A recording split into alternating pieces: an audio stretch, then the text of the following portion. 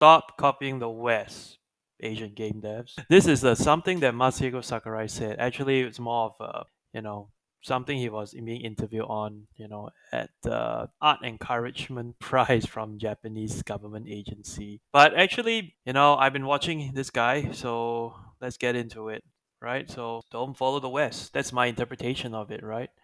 Don't follow the West, right? What does that mean, right? Whether it's really basically discussing whether should the devs in Japan, you know, follow Western development trends.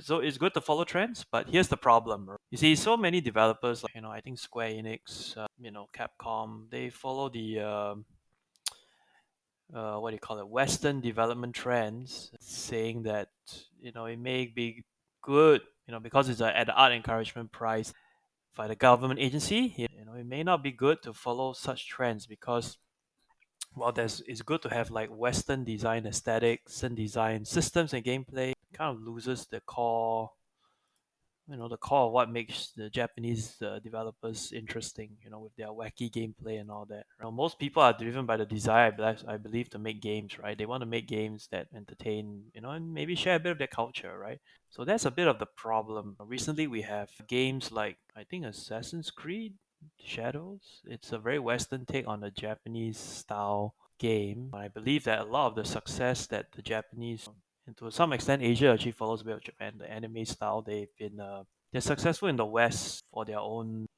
cultural quirks rather than it's because they followed some trend, and I think, let's see, the recent Silent Hill, I'm trying to find that. Silent Hill F, is it Silent Hill F? Yeah, the Silent Hill series, right? I believe it started with a very Western style. Silent Hill 2, I played the original long ago, and I really enjoyed that game. But it was made by Japanese developers, and they what they did is they took a American town, make it spooky and everything, and made a horror game out of it. But the new Silent Hill F, it's it's they're going back to their roots, and I thought this was very interesting. Sakurai, I think, talked quite a bit about, and the problem with following trends is that, if you follow trends, you may lose your core audience.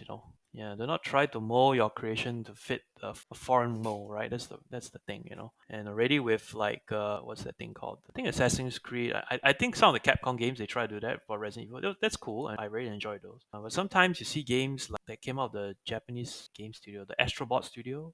They used to be Japan PlayStation, and I'm sure there are other devs too that were making it there. They have this interesting ideas and quirks, but maybe because due to financial pressures and economic conditions, they have to try to make it more westernized.